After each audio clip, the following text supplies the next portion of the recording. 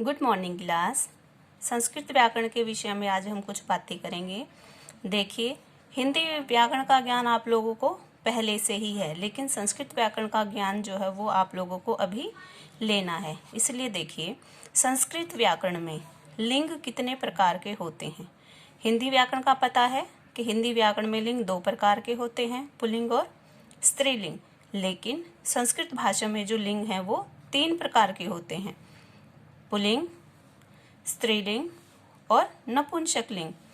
Pulling में पुरुष जाति का बोध किया जाता है, स्त्रीलिंग में स्त्री जाति का बोध किया जाता है, लेकिन नपुंसकलिंग में निर्जीव चीज़ों का बोध किया जाता है, जैसे पेन, पेंसिल, दीवार इत्यादि।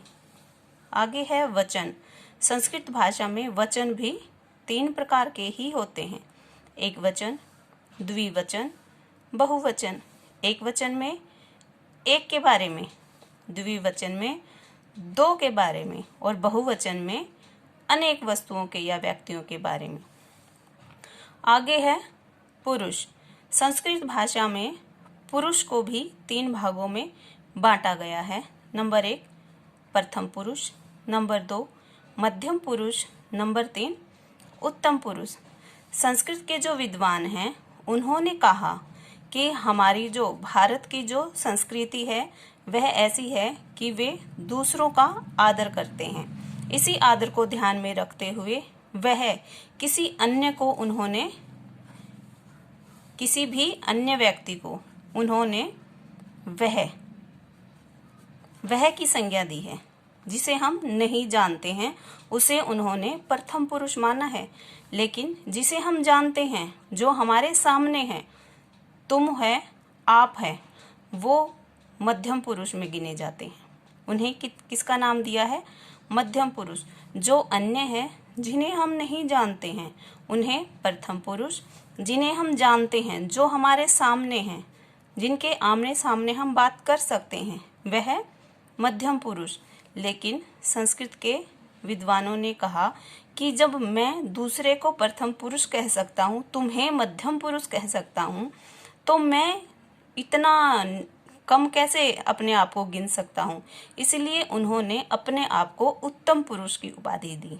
इसीलिए जो मैं है, मैं को उत्तम पुरुष में रखा गया है। आगे देखिए, संस्कृत भाषा में कारक को विभक्ति कहा जाता है। हिंदी भाषा में आप लोगों ने पढ़ा है कारक, लेकिन जो हिंदी भाषा के कारक हैं उन्हें संस्कृत में विभक्ति कहा जाता है। संस्कृत भाषा में जो क्रिया की जाती है उसे संस्कृत भाषा में धातु कहा जाता है। समझ आ गया इतना? संस्कृत भाषा में कर्ता संख्याओं में 9 होते हैं। कर्ता जो कार्य करता है उनकी संख्याएं कितनी हैं? 9। देखिए, एक वचन, द्विवचन, बहुवचन, प्रथम पुरुष, मध्यम पुरुष, उत्तम पुरुष। एक वचन में प्रथम पुरुष कौन है? स। द्विवचन में प्रथम पुरुष कौन है? तौ। स मीन्स वह, तौ वे 2, ते वे सब। मध्यम पुरुष में त्वम तुम, युवाम तुम दोनों, यूयम तुम सब। उत्तम पुरुष में अहम मैं, आवाम हम 2, वयम हम सब।